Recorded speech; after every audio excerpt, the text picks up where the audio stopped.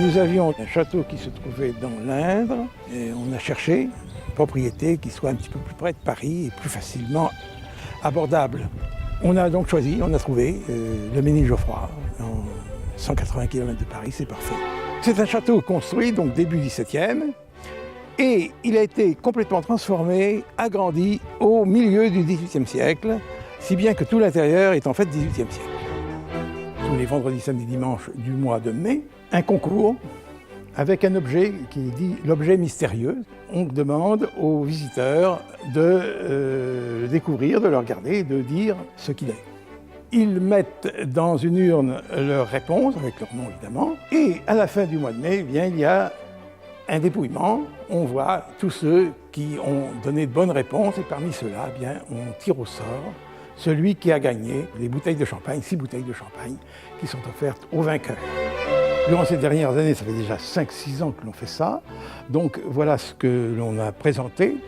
On peut vous le dire parce que ça a été découvert.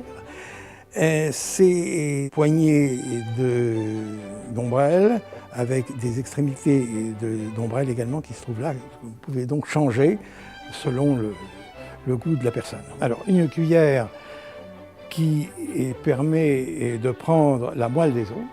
À côté, ce qui est un petit peu une sorte d'éventail, c'est en fait une pince à jupe qui permettait de relever les jupes des femmes qui faisaient de la bicyclette.